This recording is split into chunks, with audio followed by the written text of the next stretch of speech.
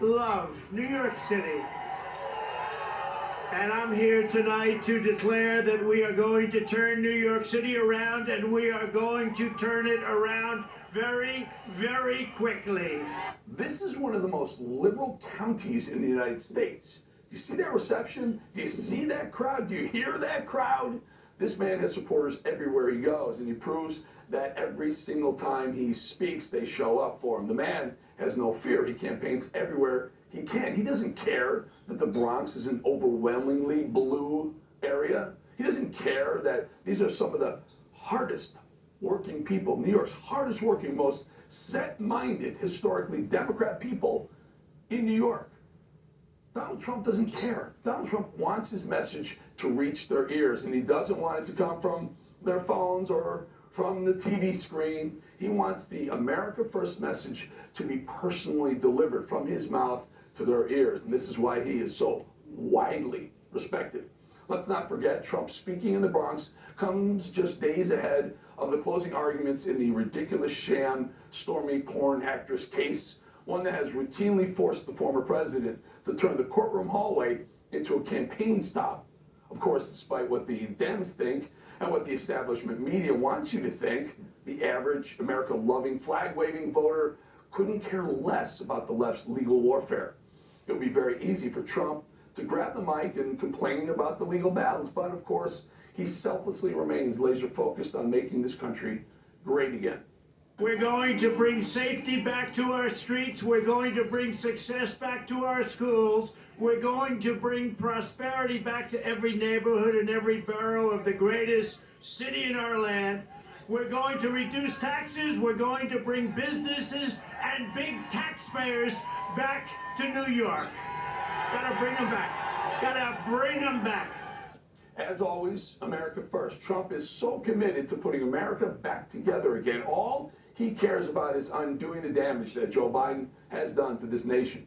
Speaking of old Joe, well, what did he do today? Well, Joe was talking to the press about his plans for our country. Did he finally give us some answers about the economy or the border? Do we have any idea why he's running again or what he plans to fix America? Nope. Another day, no solutions from our lazy president. Not a single word about how he plans to make our country better. But don't worry, Joe spent his day taking care of Kenya. Because I'm sure every single one of you, like me, of course, woke up this morning thinking, gee, what can we do for Kenya today? I'm proud to announce we're working with Congress to designate Kenya a major non-NATO ally. That's a fulfillment of years of collaboration. That's fantastic. Nobody can afford a thing. Our border's non-existent. But sure, Joe, this is exactly what I want to hear from my president. I want to hear about what we're doing for Kenya. You think these folks in the Bronx give a rat's backside about helping Kenya? When a loaf of bread costs them $10 in Harlem, in the Bronx, and the Lower East Side? It's no surprise that Biden is tanking in the polls. Tanking!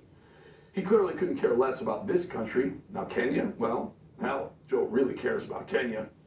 With that said, I'm sort of embarrassed to show you what the man representing the United States of America did again today. Namely, gapped up the place, shuffled around a bit, and generally showed how truly opposite he is to Trump. Okay, next. Do I ask the next question as well? And by the way, you asked about, you implied that we weren't doing anything anywhere else. Well, we're kind of occupied around the world, but we're also engaged in Congo, in the neighborhood.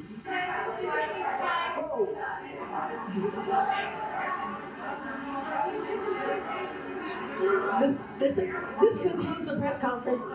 Thanks, everybody. Mr. President, folks, look at this man. He was being escorted around his own yard. I mean, if I know any better, I would think this was Joey's first day at the White House. He looks completely lost. What exactly did the White House become Weekend at Bernie's? This is one of the many reasons behind Trump's confidence. He thinks he can win in New York, which is why he has no issue bringing his message to the Bronx. Unlike Biden, Trump doesn't avoid areas that would historically not support him. Joe Biden only goes to Democrats' safe spaces. What does that say to the rest of the country? If Joe won't address us now, what makes anyone think He will after the election. Of course, the battle for the black vote has been a key storyline in recent weeks, and Biden team just sent out their latest petty attack ad. Just listen to this. Hi, I'm a volunteer for Donald Trump. Yeah, what do you want? Your vote! Come on, Trump's our guy. He says he's the best guy ever for Black America. Trump is telling us right now he wants to be a dictator. Says he'll rip up the Constitution. Trump calls all those white folks who attacked the Capitol on January 6th heroes and patriots. He wants to pardon them. What do you think he'd be saying if it had been black folks who attacked the Capitol? I don't know. Yes, you do. He'd call them criminals and thugs, say they should be in jail, and throw away the key. Yeah. Get out of here, man. I'm sticking with Biden.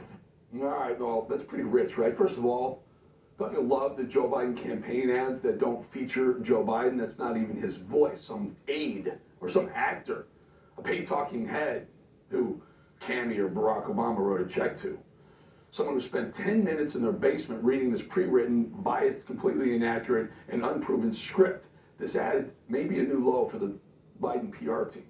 Besides, Joe Biden is the last person in America who should be calling someone a racist or even implying it. Once again, the man seems to forget he's the same person who said this stuff. Unlike the African American community, with notable exceptions, the Latino community is an incredibly diverse community.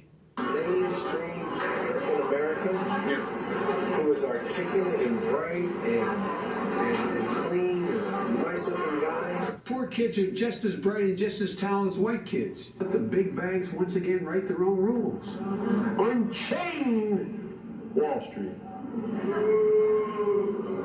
They're gonna put y'all back in chains. Of course, that clip we just played is very, very much shortened. I could fill an entire show with clips of Joe Biden's blunt insensitivity to America's minority groups. Folks, it's not hard to see who really cares here. The evidence is pretty obvious. One person is sitting home making false advertisements and sending mean tweets about his opponent. He does this as he tries to throw his opponent in jail, of course, can't forget that. The other guy uses every free second that he has to talk to the American people directly. He wants to win New York, so he spends actual time with actual New Yorkers.